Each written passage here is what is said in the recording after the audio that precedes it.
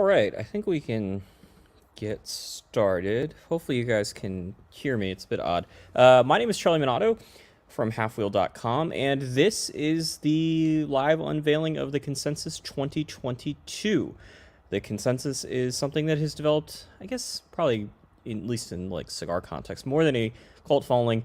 I think there are people that enjoy it more than I do, but it is something that we do every year, and many of you tune in to watch it and then complain to me about various aspects of it. So that's what we're here for. This is going to be a little bit different from the previous two live shows. So last week, Half Wheel did its packaging awards on Thursday, and then we unveiled the top 25 from Half Wheel on Friday. You will note that it's just me in a slightly different location of the Half Wheel office.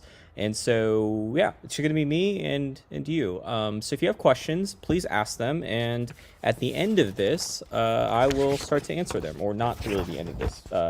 Hopefully like a quarter of the way through this. So what's going to happen as I rearrange my notes here is that I am going to find my notes. And then I'm going to walk you guys through kind of what the consensus is, how it comes to be, and then we're going to very quickly unveil 25 to 1, and after that we're going to ask questions. So hopefully that process is finished in about 15 or 20-ish minutes, and if you have questions, please ask them, and Brooks will eventually get them up on the screen. So what is the consensus? It is, probably should have done these slides slightly differently. So give me 1 second. Let me move some stuff around. All right, so here we go. So this is actually the 2022 consensus, and this is the spreadsheet that it lives in. So the idea with the consensus is what were to happen if you were to combine all sorts of top 25, top 10 best cigars of the year list into one. And in order to do so, it seemingly needs to go in some sort of mathematical process, and it works well for me, at least in my limited capabilities, in Excel. So you can see in the various columns there, we've got the brands, the factories, the country, a new feature, number ones, which counts how many undisputed sort of number one cigar of the year awards that a cigar gets, the name of cigars, and then various different cigar media outlets. So The Average Joe's is a blog, Andres Diaz is a blog, Blind Man's Puff blog, Bob the Cigar Guy, and there are two different lists from Bob the Cigar Guy. That's a YouTube channel, Casas Fumando, a blog, Cigar Aficionado magazine, etc. So different blogs, magazines, radio shows, or podcasts. I don't know if there's like legitimate cigar radio shows left at this point, and podcast YouTubers as the fourth sort of category. And these all go into a spreadsheet like this. And so you might wonder, like, why are there some random numbers in here? The reason why there are random numbers is that what I do is I take the number one cigar from any list, a top 10, top 25, best 7, whatever, and that gets awarded 25 points. So this is Cigar Journal's list for this year. And you can see it goes from 25 to 1, and so their top cigar of the year, I guess, was the Padron Family Reserve number 95 Natural, and their 25th cigar was the 1502 Anniversario 10. So you can see that that's how the points are awarded. Now, Cigar Journal is nice. They do 25 cigars, they do them in order, they put them in one big list, etc. Some of these lists get very confusing. Some of them are longer than 25 cigars. Some people say, I'm going to do a top 25, and then don't put 25 cigars on the list and like put 23 of them on there.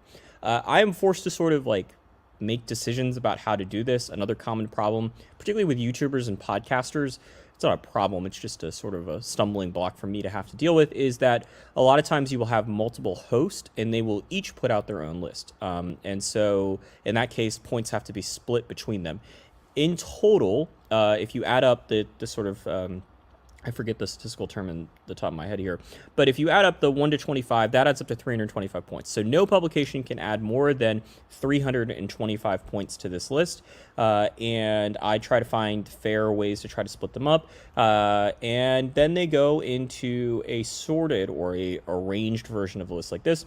And so what happens is that you can see with 20 Acre Farm, product from Drew State, I've combined the points that 20 Acre Farm, I guess you can't see that, but what happened was, the reason why there's blank red cells there is because what I did is I took all the points from the various 20 Acre Farms that had come on the list, because they're not always the same size, and I combine each blend's collective points into one category, and then they get ranked, which is presumably why you've tuned in, unless you're just here for the drama, which could be the case.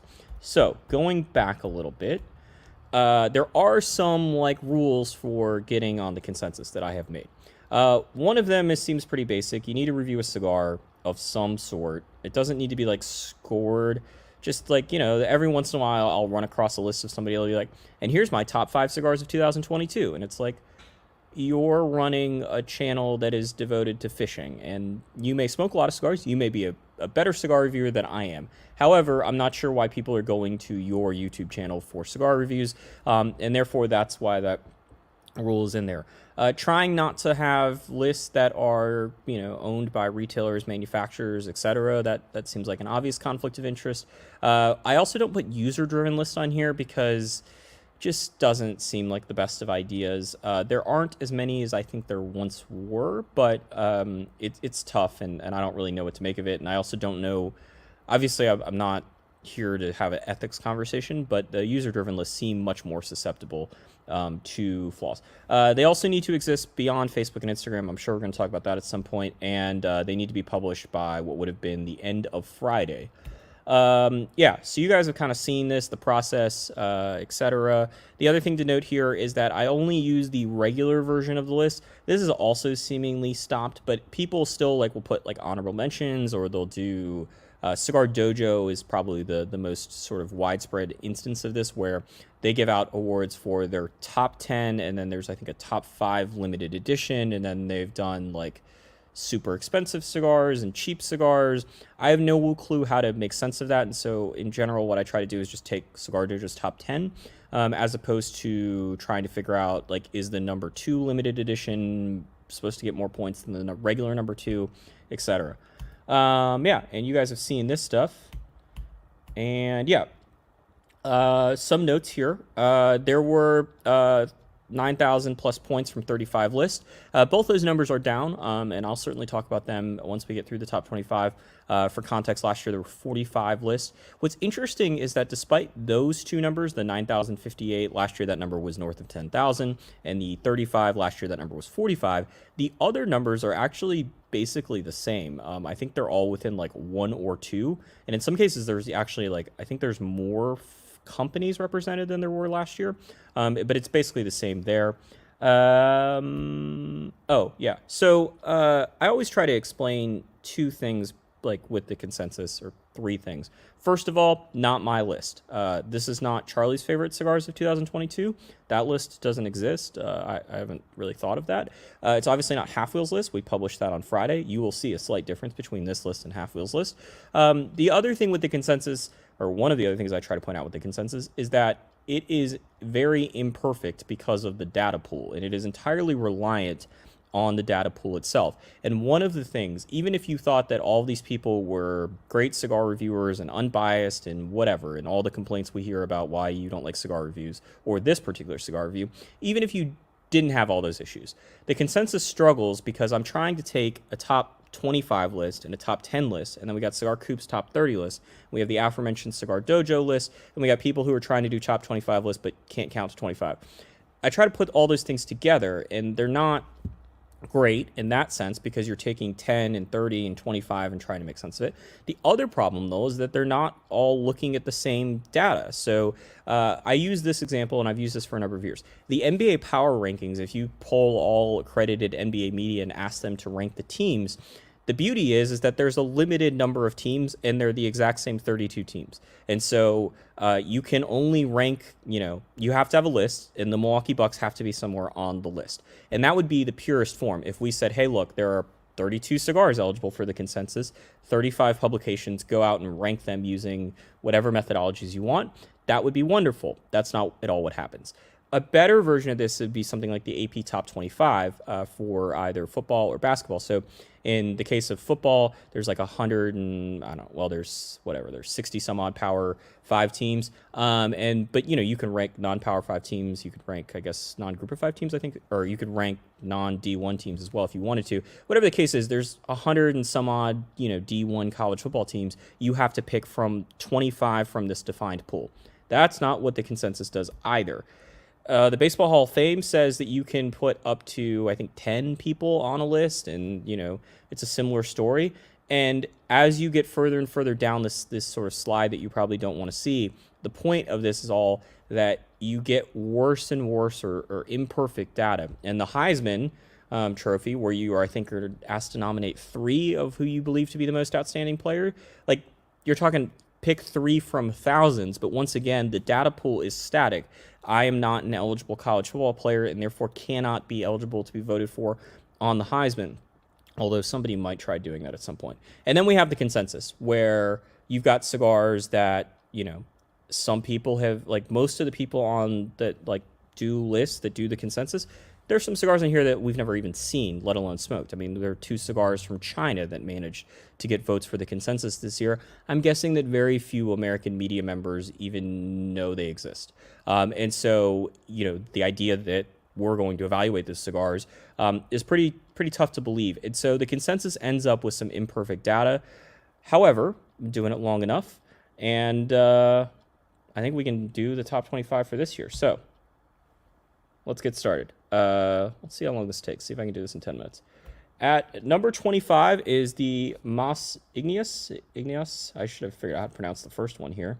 That would have been a good idea. Also, this is the one image that we did not have. I thought we bought these cigars, but apparently we didn't. So fortunately, Luciano Cigars, formerly known as Ace Prime, had this pretty high-res picture on its website, and it worked pretty well for this. There is no number 24, and that's because there is a 3-way tie for number 22. So the first of those cigars is the Taiwahe T110 Tuxtla, which is the Mexican San Andreas wrapped version of the T110. Also coming in at number 22 is the La Patissier from Crown Heads, the second cigar from Tabacalero Pichardo, within the first 3 cigars that have been announced here. And the final of the top 22 or top 25 consensus cigars, but tied for 22, not top 22. That'd be fucking hilarious. Is the Black Diamond from Diamond Crown J.C. Newman, the 2022 iteration. I'll have more to say about this once we get through this, because this was an interesting sort of study here. There is a number 21, and that would be the Alec Bradley Double Broadleaf. To give you some idea about these cigars, they are all getting somewhere in the neighborhood. The bottom of this list, the Mas Igneous, was 0.68% of the total points, and right now we're hovering right around 0.7%. Or just cleared it here. I'll let you know kind of when we cross the 1% threshold or get close to it. And there is no number 20, and that's because there's a tie, just a regular old-fashioned tie for number 19. The first of which is the Davidoff Winston Churchill Limited Edition 2022. I would like to point out here is another sort of consensus quirk. So last year, the Davidoff Winston Churchill made the consensus, albeit, I believe, with a different blend. And so the way the consensus evaluates things is based off of blend, not based off of label or band or whatever you want to call, name, etc. So there were other Davidoff Winston Churchill votes sort of for other blends. It didn't seem like it was going to make much of a difference. If I combined them, it would have meant that this would have gotten higher. But those other non-limited edition 2022 votes were not enough for it to make the list. And the other tied for 19th cigar is the 1502 Aniversario 10 from Global Premium Cigars. Coming in at number 18 is the Ferriotego Generoso, and yeah, don't have much to say here. Thought I didn't. And coming in at number 17 is the Plasencia Year of the Tiger, one of the more expensive cigars, if not the most expensive cigar on the consensus. And speaking of one of the most expensive, if not the most expensive cigar on the consensus, coming in at number 16 is the Alfonso Exter Añejo, a Costa Rican cigar on the consensus, which is it's definitely happened before, because Castigli and others have had some high-ranking Costa Rican cigars, but not an everyday occurrence. Coming in at number 15 is the Guardian of the Farm Cerberus, perhaps the most unique band. Yeah, I think it's probably fair to say, of the consensus, from Aganorsa Leaf.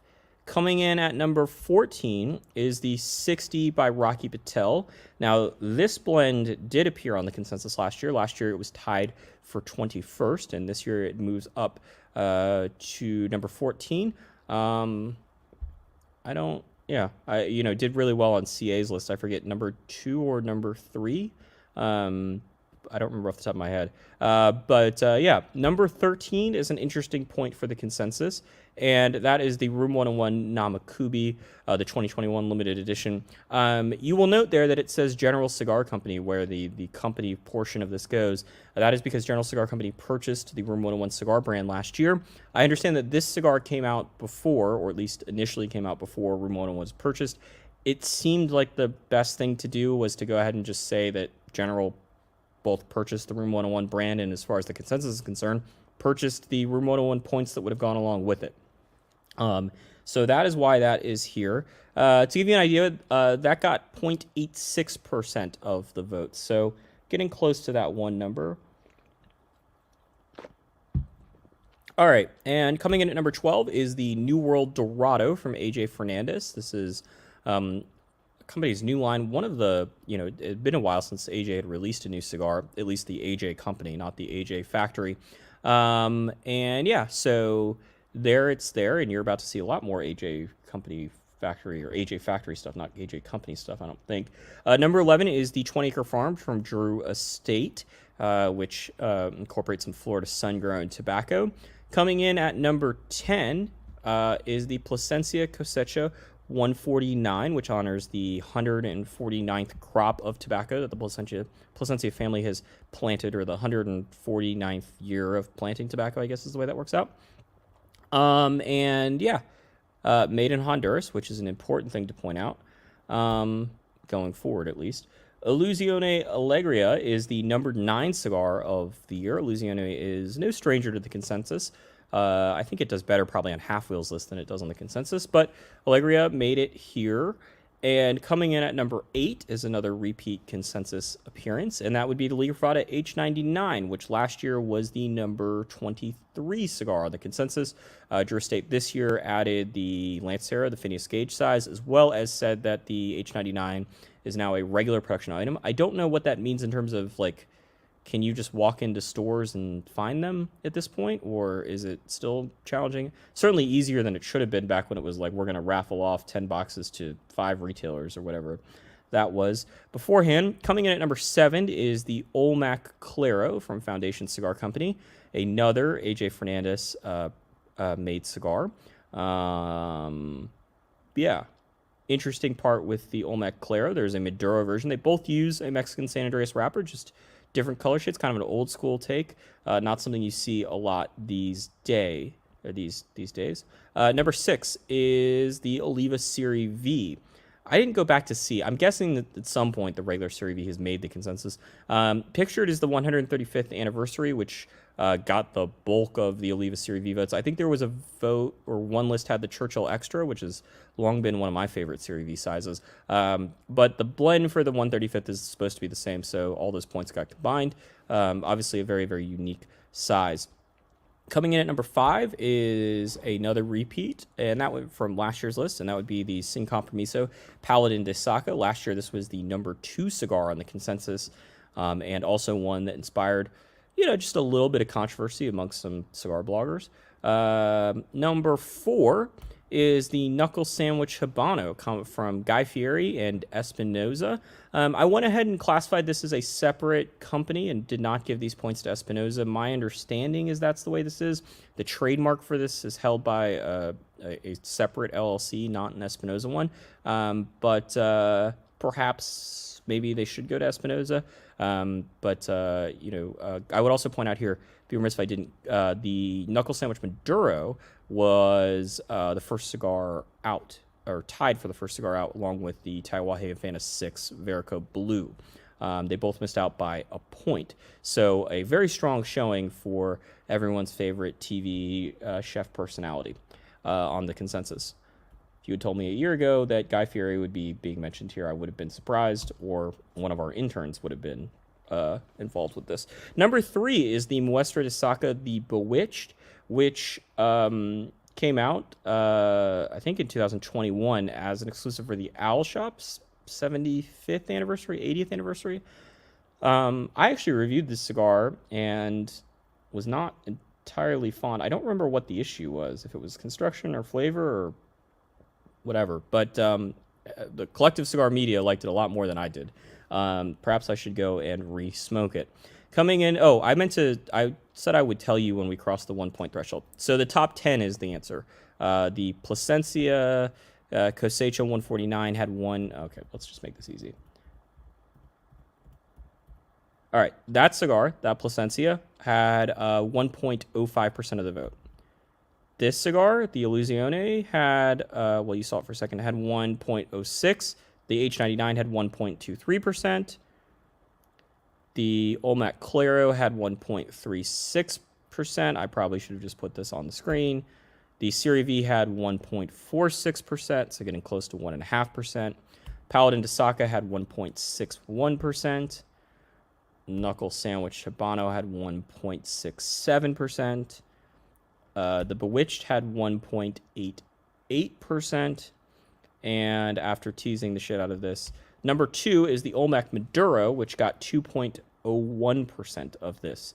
And yeah, a good cigar. I enjoyed it. Was surprised it barely missed out, I think, on being eligible for our top 25. A very good sort of old school cigar.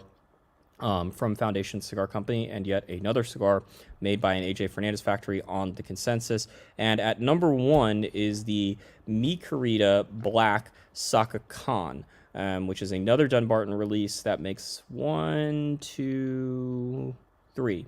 3 Dunbarton releases in the top 5. And I actually think it's 3 in the top 5, and that's it. So congratulations to Steve Saka for once again just manhandling the consensus, at least in terms of the company of the year.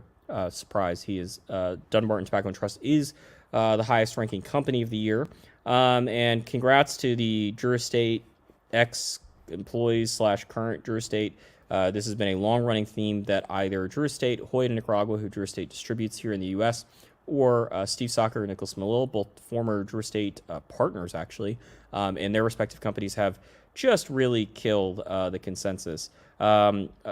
So we are now going to take questions, I think. Hopefully Brooks has figured out how to... Hopefully I sent him the link and that he has figured out how to put questions on screen. If you have them, please ask them, and I will attempt to answer them. And if not, I can eat lunch early today.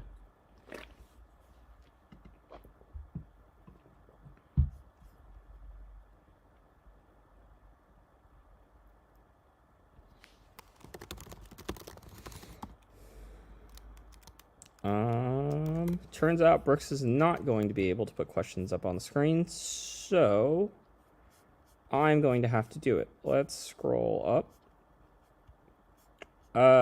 John McTavish.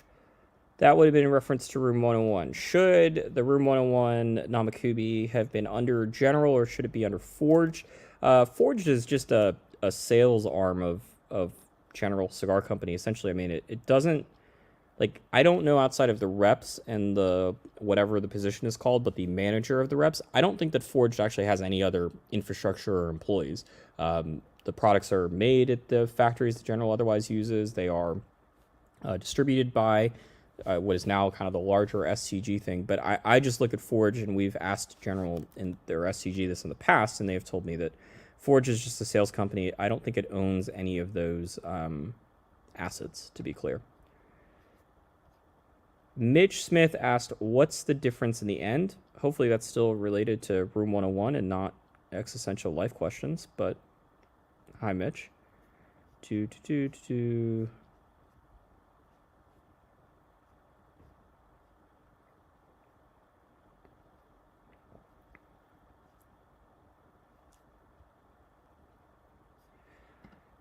What was the vote share percentage of number 1? 2.36% for the Mi Querida Black Saka Khan. What was the biggest surprise for you? Knuckle Sandwich. I just didn't see that coming. I didn't see, the Habano obviously finished in the top 5. The Maduro almost made the list. They released another cigar chef special, which is a limited edition. But I mean, 2 of the 3 blends for a new company almost, and I understand like new, but not an existing company. And 2 out of 3 of them making the list. Espinosa, I would say, has done decently on the consensus in years past. It's certainly not a Dunbarton or Drew Stater or Foundation, or a Hoya or a Plasencia. But it's probably, I think it's done better than, say, Padron has done, particularly in sort of when you compare the consensus maybe to more of reality or sales volume or however else you want to compare it to. But yeah, I would not have seen that coming. I don't think I reviewed I know we reviewed the Habano. We didn't review the Maduro. I did not do the Habano review to my knowledge. I smoked a couple of the cigars. I thought they were fine. I don't really have any fond memories one way or the other, or distinct memories one way or the other. So, yeah, I'm not sure.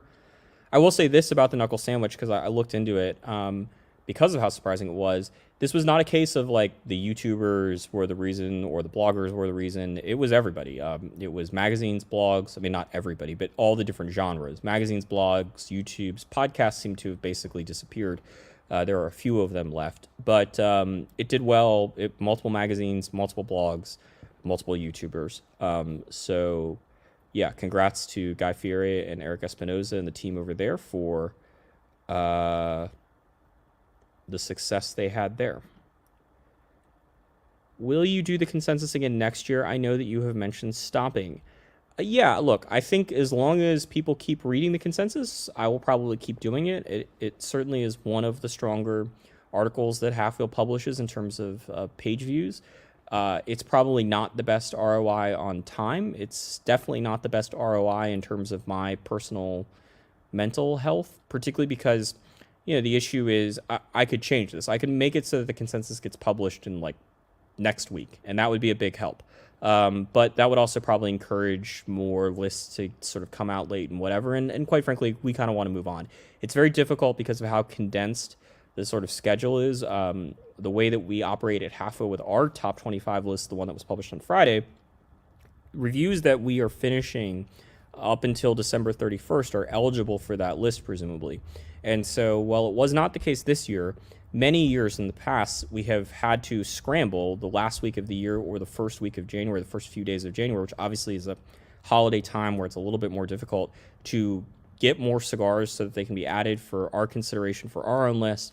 And then, we're still finalizing what's going to actually be on our list the week of the top 25. This year, we did not have that issue, fortunately. We had a bit more time, but it just becomes a very condensed and sort of cascading, one triage after another. But I think, and so that is my issue with the consensus. I also just don't find it as interesting, I think, as some of you do. Certainly not the people that are like doing amateur handicapping of the consensus. And I see you in the comments. But yeah, it gets a decent number of page views. If 600 people look at this and that's the end of it, then yeah, the consensus may not be around for next year. But at least for the time being, I think that it will probably keep going forward. Steve Newman asked which country had most on the list. Nicaragua had north of 60%. They had the first 9 cigars, so 9 of the top 10. When you look at factories, I believe they also had 9 of the top 10 in terms of the factories that garnered the most amount of points. Nicaragua has been the leading country of the consensus every year. It's not close. I don't see it getting close anytime soon. I think the issue here, there are many, but it starts with the number, like the numerical number of factories, I think has a really large role to play here. There just aren't as many factories outside of Nicaragua as there are in the Dominican Republic and Honduras. Cuba, they don't really disclose very easily which factories make which cigars. And quite frankly, even if they did, the performance of Habanos has been not needle moving enough to where that would make a difference. But there just aren't as many factories. Now, there are a lot of small factories, particularly in Tamboril in the Dominican Republic, but they don't get the sort of like recognition that the smaller factories in Nicaragua tend to get. You see, and look, I would be remiss if I did not say that plenty of cigar factories make cigars for other people who then lie about where those cigars are made. And that happens with small factories, that happens with small companies, that happens with big companies. And there are many reasons why. I don't think today's probably the time to get into it, but you tend not to see those factories in Tamboril getting the sort of recognition from the companies that are making or selling those cigars in the U.S. You also tend not to see like companies that are going to go have cigars made for them somewhere else. They tend just not to go to the Dominican Republic. It seems like the newer companies gravitate towards Nicaragua, which is probably because of the cost. It is cheaper to do business in Nicaragua than it is in the Dominican Republic. It is cheaper to make cigars in Nicaragua than it is in the Dominican Republic or Honduras. And so, yeah, I think that plays a role, and it's just kind of like, you don't have a Dominican equivalent of like a Roma Craft. You don't have a Dominican equivalent of an Espinosa, whether with La Zona or now with a lot of that portfolio being made by AJ at his San Latano factory. So, and what I mean by that is you just don't have like somebody that went to the Dominican Republic 10 years ago and started a factory and has a brand that has really garnered a lot of presence. You have had, somewhat newer factories in the DR, but like PDR, if you kind of look at the established factories in the Dominican Republic, Abe Flores' PDR is kind of one of the youngest, and it's not young at all. It's been around longer than I've been smoking cigars. And so I think, or maybe not the building, but certainly the PDR brand has. And so I think that really plays a big role, whereas you can point to a ton of factories, or not a ton, but a couple handfuls of new factories and new brands in Nicaragua that are getting reviewed by the collective cigar world. And so I think that plays a big role. How much was the most expensive cigar? This is tough because we don't they're combined into blends. The Alfonso is $40 to $50 MSRP, or maybe $35 to $50. This information is in the consensus. I put the MSRPs, at least when they're announced, or the ones I can get. But yeah, it's either that or the Plasencia, which I think was the Plasencia Year of the Tiger, to be clear. I believe was $40. What cigar did you wish made it on the list? None. I don't really care what makes the consensus. I know I'm now staring at a typo. I don't really care what makes the consensus one way or the other. Like, if I did, I'd probably have stopped doing this, because it's pretty clear at this point that, Dunbarton Tobacco and Trust can do really well. Drew Estate brands or things related to Drew Estate are going to do really well. And yeah, it's not, I don't have Charlie's Cigar Company, so I'm also not entirely, the vested interest here is not as much as it once was. Where did my slideshow go? Give me 1 second, guys. It tells me that something went wrong. Go figure. Gives me time to fix that typo, though.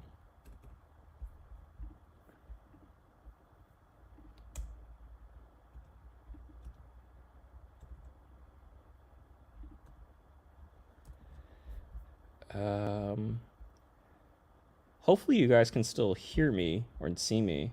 I'm very confused as to why one of my laptops is working and the other one has crapped out. Or at least the internet to StreamYard is not working.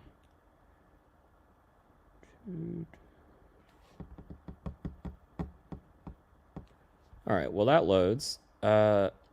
Let's take another question. Oh, great. This is going to be a small one.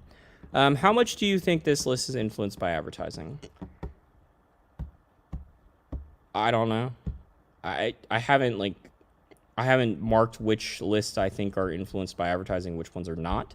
Part of that is because I don't really know who's advertising, like which companies are advertising where or to what degree and all sorts of other things. I'll say this. I've long criticized the magazines because they publish 25 cigar lists that tend to have one cigar from every brand. They usually do so without disclosing that is a fact of what they do, which I think is an okay practice so long as you disclose it. And I suspect that the reason why that happens is because of advertising and because of just trying to generally keep up relationships.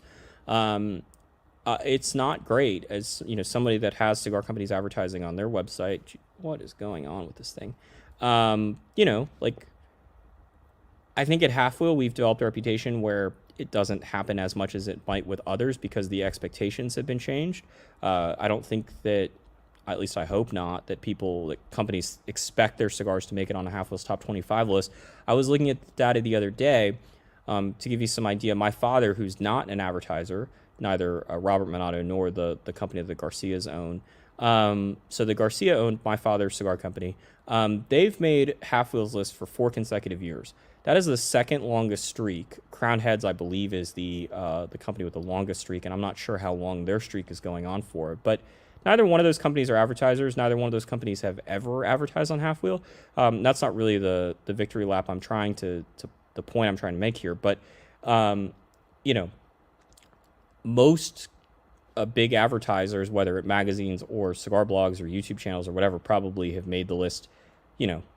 This is Half Wheel's 11th list, so that means that our advertisers, the longest consecutive streak that any of them have made it, have been 3, I guess. I didn't do the math, but yeah, it's a different ball game for us in that regard. Sorry, this isn't cooperating, so let me see if I can get this picture back up. I'm glad that it crapped out at the end and not at the beginning. That would have been terrible.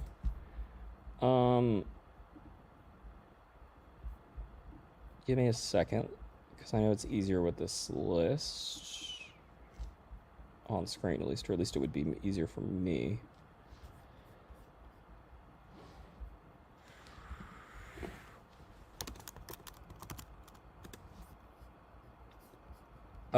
But yeah, I don't know. It definitely plays a role. I think one of the things that I've always said, about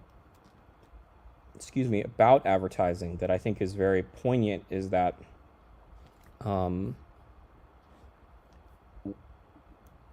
don't know how much the dollars and cents of the matter, really affects it. What I do know, though, is that the relationship between a cigar company and a media publication, this isn't exclusive to cigars, that is key, and particularly in a world where most of the people most of the publications or media outlets that are on this list, they don't have dedicated ad sales teams. And so what that means, and Half Wheel is part of this, what that means is that some of the people that write about these companies are also the same people that are dealing with the ad side of things. And the better relationship that you have, whether that's because of advertising or because you just simply have more interactions with somebody, and obviously that can go both ways, that makes a difference, because a lot of these lists are not done the same way that Half Wheel does our list, where it's based off of the average scores. A lot of them, and I used to do this back when I had the cigar feed, are just somebody sits down and they just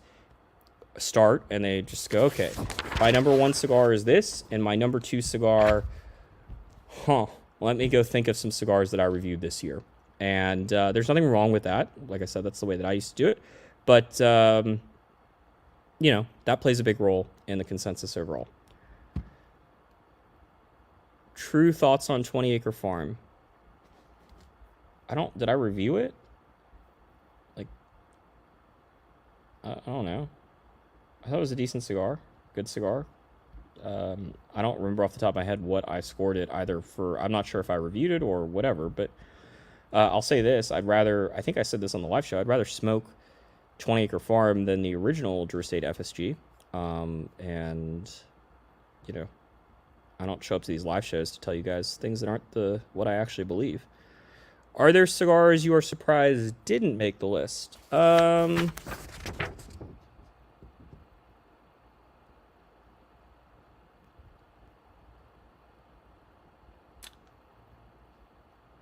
The only one that I think probably stands out is the blackened M81 from Drew Estate. Let's see, is this back on? Okay, sweet.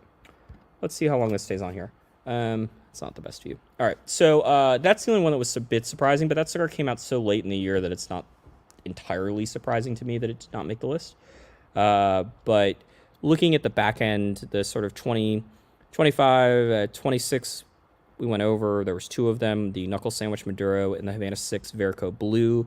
28 was the Dissident Molotov. I'd like to give a shout out to Sin Coburn as well as Famous Smoke Shop.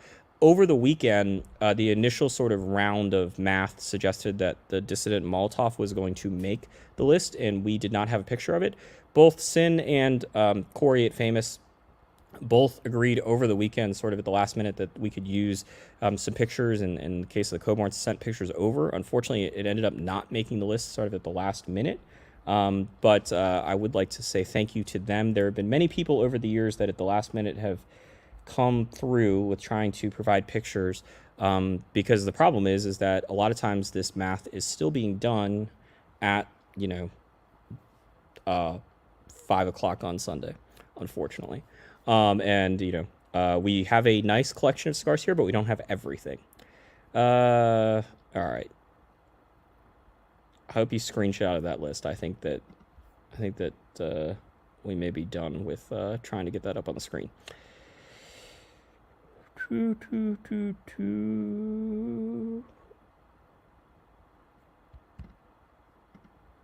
Would you say it's more heavier types of cigars on this list compared to previous years? I'm going to guess that Andre, who is based, I believe, in Sweden, is not talking about the physical weights of cigars and more the profile of cigars. Not surprised on that regard. Nicaragua has long dominated this list, and it's not been because of Hoya de Nicaragua, Numero Unos, or Intemperance ECs, or Gabawan, or whatever. Some of those cigars have done well, but it's been a lot of, think about it. Dunbarton Tobacco and Trust has won Company of the Year, I think, every year except last year when they finished second, since 2017. So 17, 18, 19, 20, and now 22. Steve Saka not making a ton of mild cigars. Yeah. I don't really know what you're talking about, John. Obviously, if we could pull it up on the screen and see it, we'd be able to tell. Did the Sanj Patel SP 1014 make any list? It did. I believe it made one. Why didn't you mention that the San Latano factory who made the knuckle sandwich? Did I screw that up? Certainly wasn't intentional. It's on there. I mean, I wish I could pull up the slide again. But yeah, no, it's on there. I mean, I think we're good. Never. People in this industry lie. Never is the answer to that.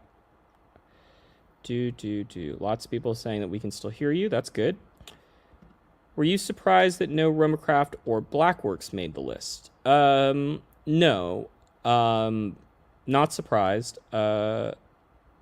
It's just not.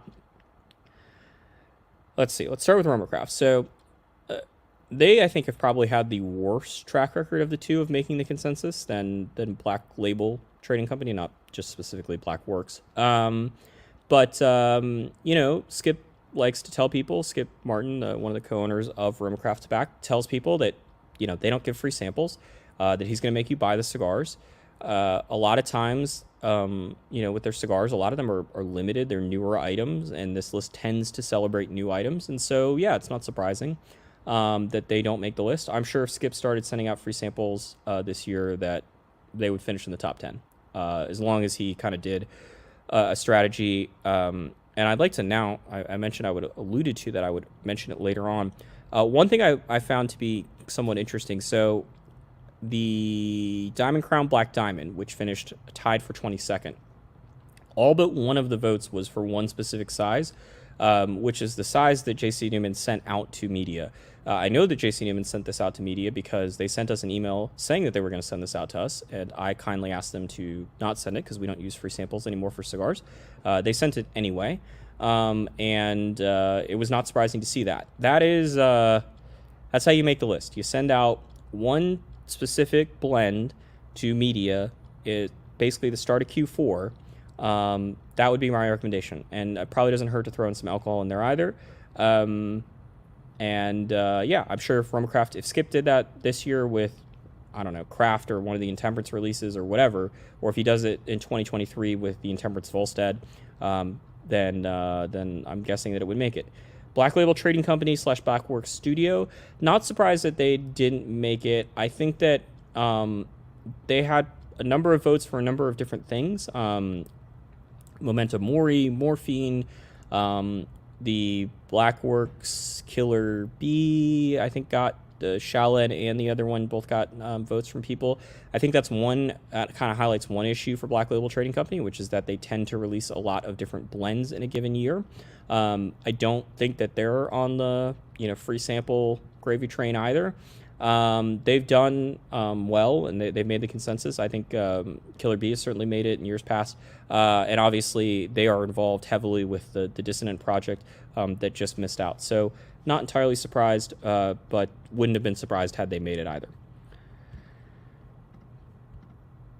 What was the smallest number of media sites that contributed to a particular placement on the top 10?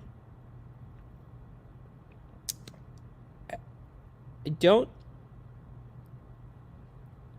Maybe you're asking something that, like, statistically is something that is a interesting stat that, like, people use. Here's the issue I have with trying to figure this out, John, is that without setting, like, a threshold... Oh, particular placement on the top 10, I guess. I don't have the numbers off the top of my head. You certainly can do this when the spreadsheet gets published to look.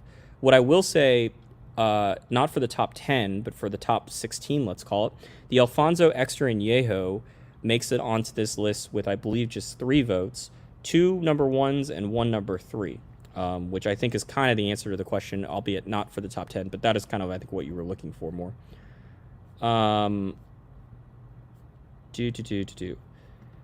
If a brand advertises on your review blog, oh, that's not a question, you might be more likely to review their cigars and therefore give it any rank. I do agree with that.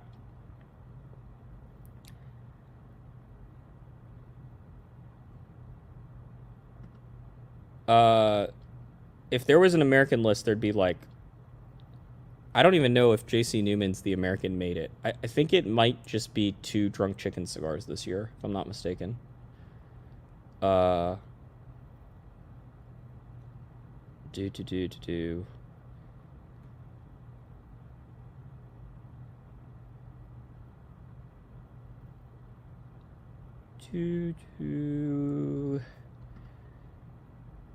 I'm surprised Le Bijou 100 Años isn't on here. I think it got close-ish. It's a skip sort of point earlier. In the comments section. My father, not one for giving out free samples to my knowledge. And this is an expensive cigar that was a limited edition. And I'm guessing it just wasn't reviewed in enough places to where it got consideration. It finished 45th, which seems like it's, it seems like it's 20 places away from making the top 25. But not that far away in points. If it had gotten, say, a 3rd place on one more list, then the Le Bijou 100 Años probably would have made this list. When is the list for Budget Sticks coming out? I think it's a pretty affordable list. Certainly compared to Half-Wheel's list, this is super affordable.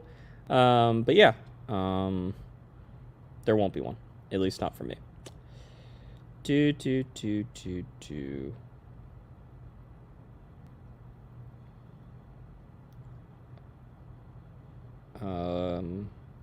Thank you all for reading the comments on the Factory of the Year post. I think if I've learned anything today, it's that many of you did so.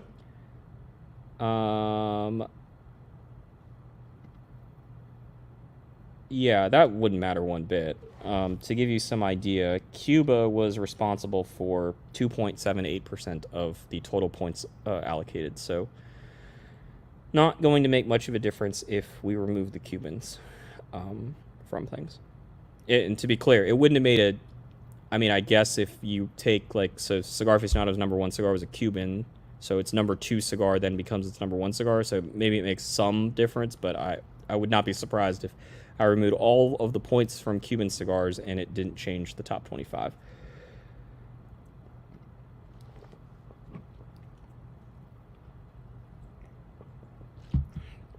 Last year, you had a tough time deciphering a few YouTubers lists because of complexity. Did you have that issue this year? Not with YouTubers. I'd like to give a shout out to Bob the Cigar Guy, who shouted me out in his video and said, hey, I'm going to try to make this easy for you, as well as Cigar Hound Dog, who did so as well. I believe that's the right one. thank you to those guys. And if you're a YouTuber watching this, if you could either put all of your cigars at the end of your video, or the comments, or the email me, anything that doesn't require me having to, or put chapters.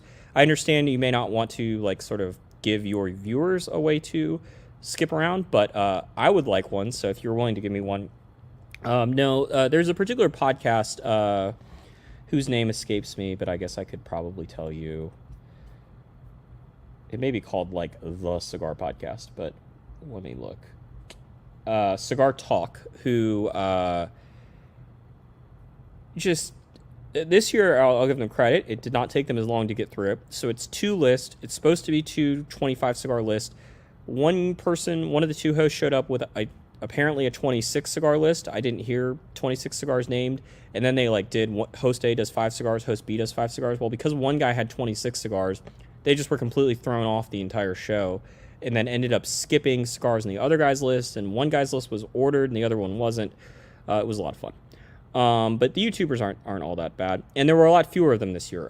I guess I should probably talk about that now. So many of you know that YouTube changed its policies about how it was. I guess it depends on how you want to look at it, but either changed its policies or changed how it was enforcing its policies regarding tobacco products, as well as firearms and marijuana, I believe. I forget the other ones that were included in this. But anyway, they became a lot less cigar YouTuber friendly. And so many of the YouTube channels had issues where they were getting what YouTube refers to as strikes, which are basically, 3 strikes and you're out. But YouTube's internal way of describing, we think you did something wrong. And if you get enough of them, you get thrown off of YouTube. And Brian Glenn did a really good job at Cigar Obsession documenting sort of the issues that he was having, and his sort of point of like, I've been doing this for...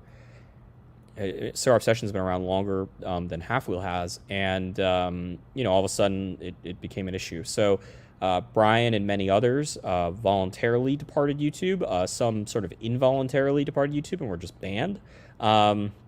Some are still around and sort of point out that at any day they won't be surprised if they're left. But the short of it for the consensus is that there were fewer YouTubers on this list. And the part that concerns me going forward is not necessarily that there were fewer this year, but that YouTube has been the largest source of growth for the consensus list. There aren't really more cigar magazines coming out. I guess there was one ATF magazine. I didn't even bother to look and see. Let me make a note of that just for next year, now that I think of it. But magazines aren't exactly, from what I understand, a great business venture at this point in time to be starting, or at least trying to start. And cigar blogs have sort of, it seems like the people that 12 years ago would have created a cigar blog are wanting to create YouTube channels or something else. And I don't use Facebook or Instagram or TikTok or those types of social media sites for the consensus. It's something to think about. I just don't really know where to start in terms of trying to curate that collection, if that makes sense. So that caused some problems. Somebody like Martin Amaya has been on the consensus for the last few years. He no longer on YouTube, from what it sounds like, was banned, and I think is posting, but like in a private Facebook group. So his list isn't on here because that's not a publicly available list, and I think it's important for the lists that make it, that they're lists that you could access, that it doesn't require something, some sort of status or a special invite to see them. And same thing with the magazines. Like they need to be published on the internet. They can't just be something that you have to subscribe to, as far as I'm concerned, for the consensus. Oh, that's not a question.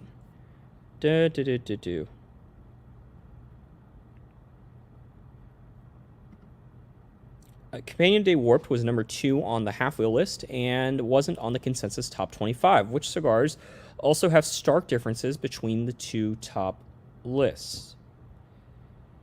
Well, like most of the Half-Wheel list isn't on here, and vice versa. Let's see.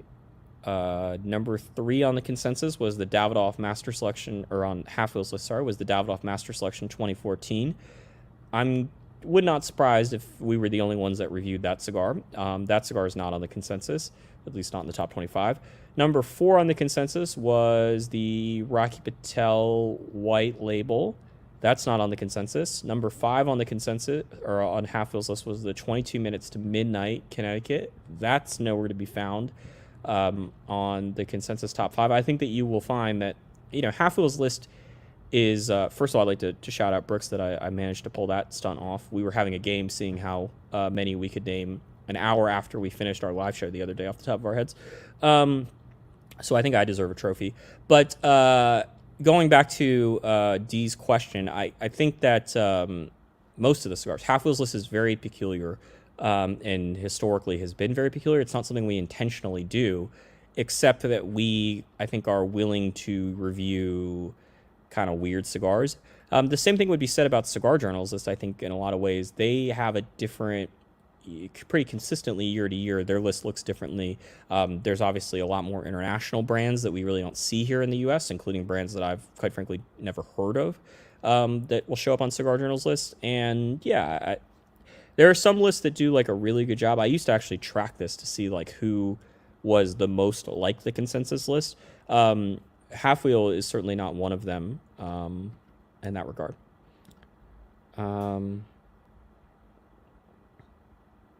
Fun story. Habanos doesn't send samples, at least not to my knowledge. They certainly have not sent them to us. But when we've shown up at Habanos events, they will occasionally give you free cigars, oftentimes in cellophane, which is just like kind of a hilarious thing for all of the Cubans never come in cellophane people. All right.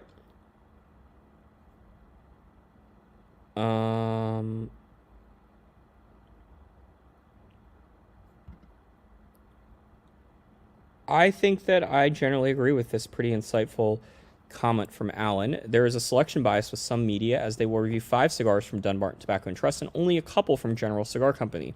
Meanwhile, General has significantly more releases in the year. I feel some, not all media members, want to be part of the zeitgeist in reviewing cigars that gets more attention from the online cigar community. That will skew their rankings when they are more likely to review certain manufacturers over others. I think it's a very, very insightful comment.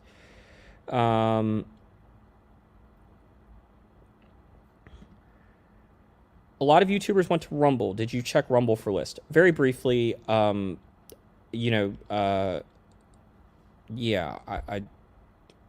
there are a lot of YouTubers whose list can't be used here. Like, Should I Smoke This is one that I specifically went to Rumble for.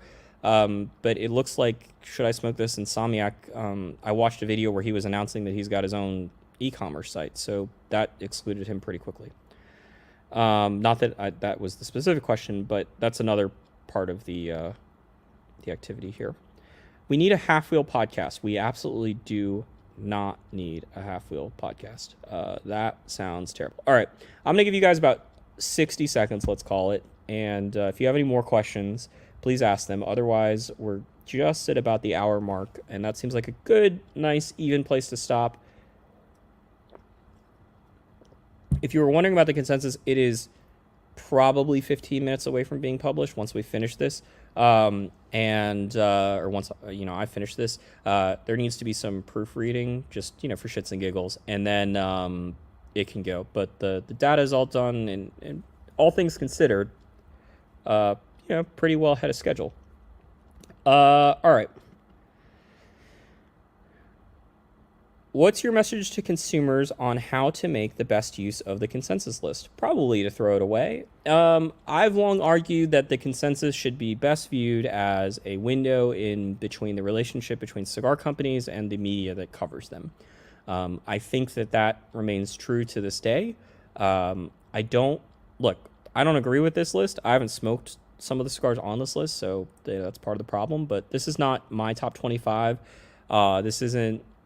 I've never believed the consensus to be necessarily the barometer of like what's the best cigars. Because like with most of these lists, and I think it's a reasonable ask for these lists, they are focused on new cigars primarily. And I think that's probably how these lists should be, unless you are doing something else. And I think if you were doing a 10 best cigars of the year list and you were going to include older cigars, or cigars that did not debut in 2021 or 2022, I think you need to provide some reasons as to why a Padron 1926, number 9 is on the list this year. Like why in 2022 is this cigar that's been on the market for more than a decade is on this list? Unfortunately, what that means is that companies like Padron and Arturo Fuente and Habanos to some degree are not well represented here. And there are others. Perdomo is another one that comes to mind of somebody that typically does not have very many new releases in a given year. And there are many, many other companies that fall into that boat. Whereas this list is much more geared to a company like Dunbarton Tobacco and Trust, who tends to have a handful of new releases, but doesn't go the full black label trading company or Viaje or Taiwaje, where there's just dozens, or General Cigar Company for that matter, and dozens of new releases. And so, to some of the points that have been raised, this list gets skewed unintentionally or not. And I don't think that, I don't know beyond that, other than you probably can take away that a lot of cigar media is big fans of Steve Saka's work. Lots of questions about the Liquid Death. I have clearly not murdered my thirst. And hopefully I'm not losing my voice. Consensus bottom 25 when? That's not going to happen. Although you could just do it yourself, Soapy. So when the spreadsheet comes out, there's a sorted section. You can just go in there and start the consensus stuff. Is Liquid Death Water really different, or is it your choice to simply reinforce your hardcore metal image? A little bit of that, a little bit of the less plastic aspect of things. That's not a question.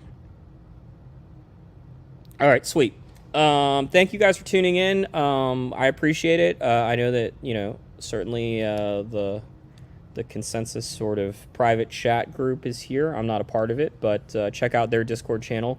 And the consensus in its full text and spreadsheet format will be published shortly. I appreciate the YouTubers who specifically shouted out. I appreciate the people that offered their help when asked for the photo usage, because it would not be possible without them. I appreciate Brooks Whittington, who spent a decent part of his day yesterday watching the Cowboys lose, and also editing some pictures for the consensus. He is the sort of bulk of the photography work here at Half Wheels is done by Brooks, and almost all of the studio work. So most of the pictures that you will see, all but the Luciano, are all photographs, or almost certainly all photographs that were photographed by Brooks and edited by him. It's an important part and a very large part of the work that goes into the consensus. And obviously, I thank all of you for tuning in and reading it. I wouldn't keep doing it. Boy, let's remove these things from here. I wouldn't keep doing it if you guys weren't watching it or reading it. So as long as you keep doing that, we'll keep having a consensus, and Steve Saka can keep complaining about it on Facebook. Sweet.